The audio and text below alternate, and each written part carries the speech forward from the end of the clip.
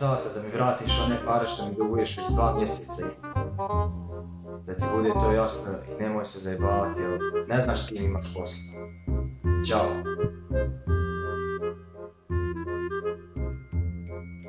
Pobećao odavde, nemam toliko para da mu vratim.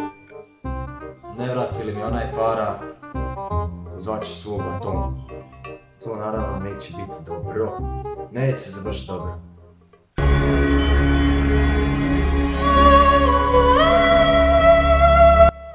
I evo, prošlo je tačno 2 sata i 40 minuta od kad nema onog mog što smo se dogovorili. Duguje mi čovjek 60.000 maraka.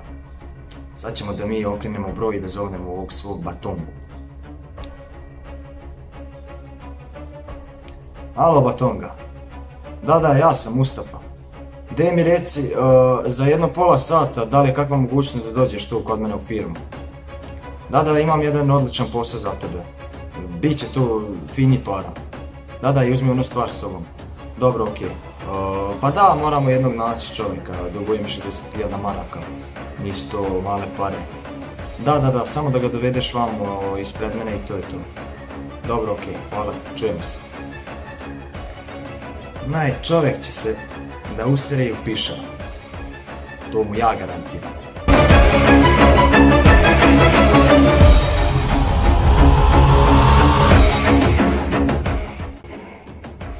Onoga kad nađem, sašći ga na komade po kilu.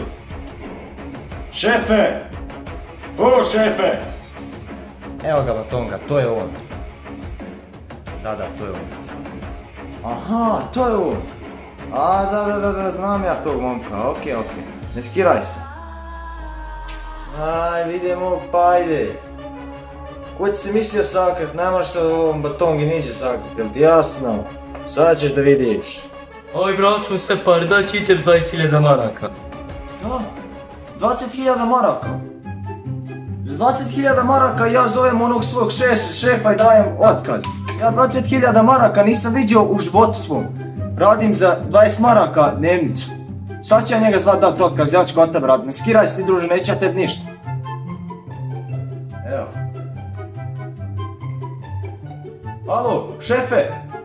Ja dajem otkaz. U imenu mog, znači ja ne dolazim više obzir kod tebe. Ne, ovaj čovjek meni ponudio 20.000 maraka.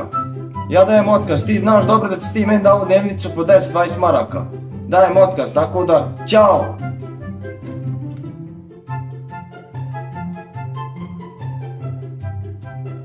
Davo čovjek otkaz.